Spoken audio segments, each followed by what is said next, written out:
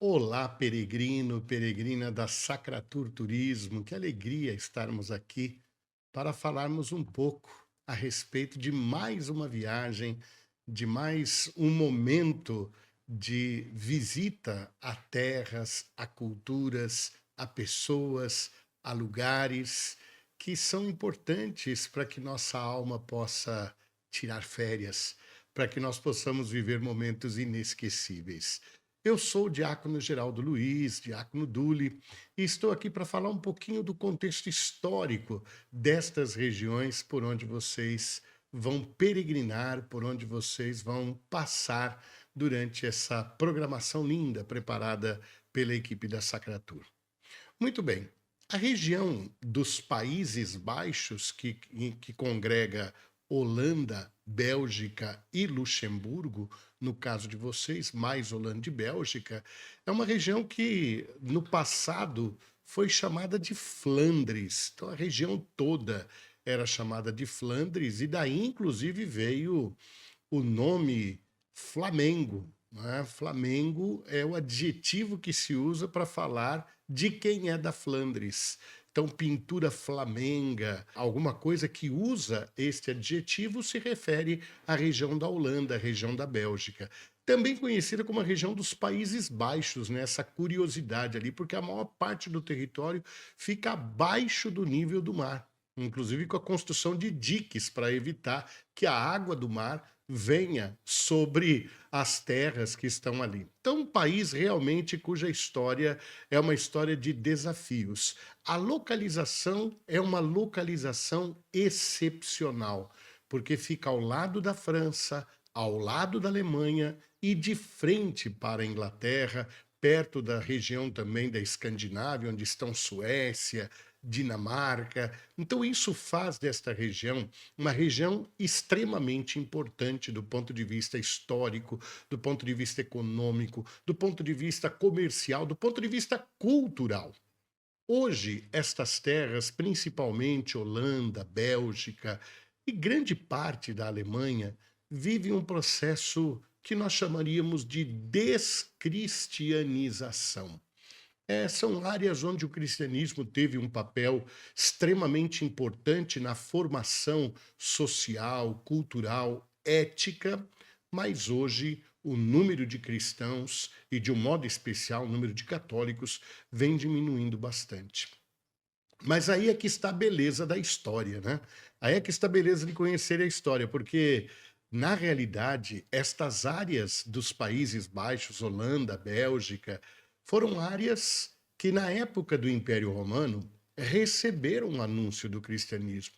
Quando o cristianismo se espalhou por todo o Império Romano, ele chegou também nessas áreas, mas depois, com as invasões bárbaras dos saxões, dos frísios, frisões, essa região foi deixando o cristianismo e teve que ser recristianizada. E esta recristianização passa pela presença dos alemães, passa pela presença dos povos germânicos. Carlos Magno, um grande imperador da Idade Média, lá pelo ano de 800 depois de Cristo, foi quem colocou um bispo chamado São Bonifácio, que é o padroeiro da Alemanha, para ser o grande apóstolo de toda essa região. E São Bonifácio foi realmente o grande evangelizador destas áreas. E, além disso, é o apóstolo do povo alemão, né? O apóstolo Paulo do povo alemão, pelo trabalho incansável que teve de difusão do evangelho. Mas é curioso que o São Bonifácio acabou morrendo mártir, já idoso, mas um homem que não deixava a missão, acabou sendo mártir na região onde hoje nós temos a Holanda, levando o evangelho para a Holanda. E depois, tanto a região da Holanda quanto da Bélgica acabaram se tornando cristãs. E assim permaneceram. E permanecem até hoje. Claro que a presença cristã ali é bastante significativa também. A região dos Países Baixos tem a parte norte, onde fica a Holanda, e a parte sul, onde fica a Bélgica. A Holanda recebeu uma influência mais saxônica, depois germânica, e a região sul recebeu uma influência mais francesa.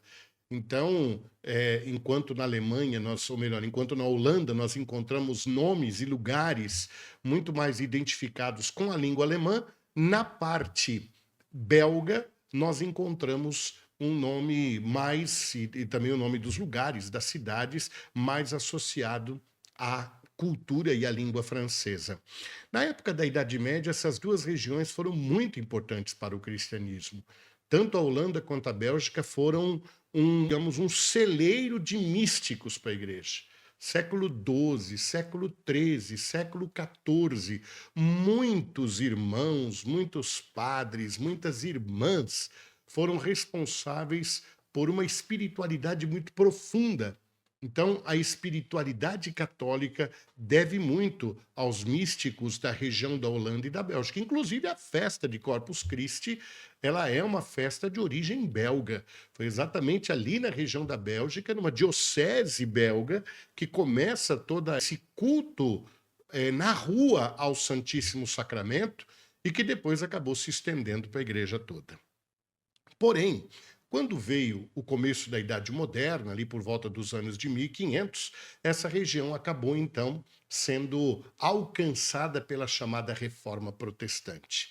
Você sabe que a Reforma ela teve início na Alemanha, né, com Martinho Lutero, que era do norte da Alemanha, e depois esse movimento de reforma, de contestação à Igreja Católica e de proposta de uma vivência cristã não mais vinculada a Roma e às tradições católicas, acabou se espalhando por várias regiões da Europa, e uma das regiões onde o protestantismo mais teve adeptos foi a região da Holanda.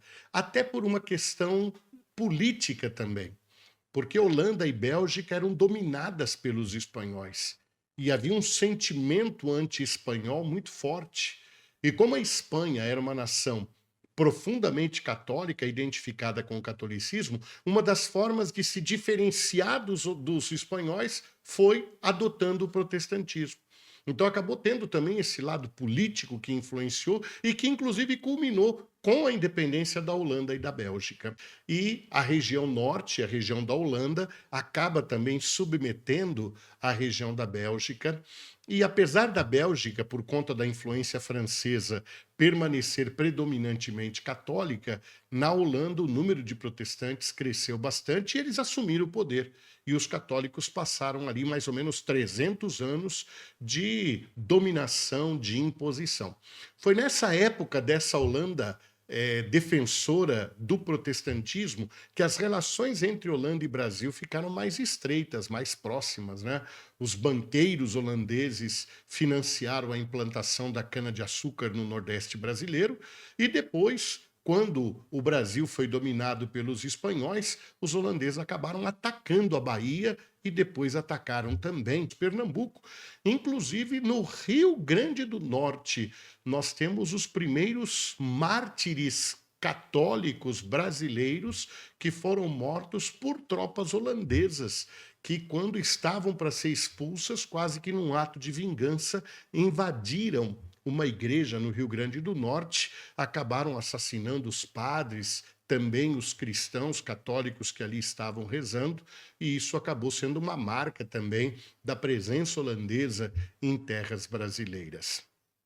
Muito bem. No século XIX, a Holanda se separou da Bélgica e acabaram formando dois países, que é o que permanece até os dias de hoje.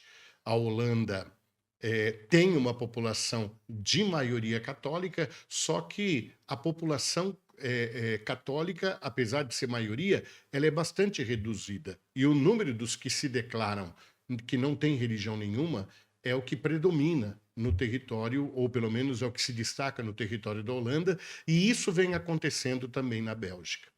Então, a igreja, de certa forma, considera Holanda e Bélgica como terra de missão.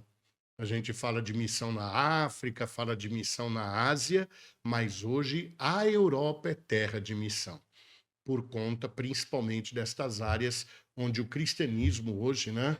Eu estava lendo uma das dioceses da Bélgica, por meio de um decreto, dispensou os católicos da obrigação da missa semanal no domingo, porque não tinha como ter sacerdotes para celebrar as missas nas paróquias, por conta da crise de vocações e pela dificuldade em manter também essas paróquias. Então, é isso. Enquanto vocês estiverem peregrinando por essa terra, rezem pelos cristãos, rezem pelos católicos da Holanda, pelos católicos da Bélgica, porque é um número que está diminuindo. Os que frequentam a missa são muito poucos e a maioria deles são pessoas idosas.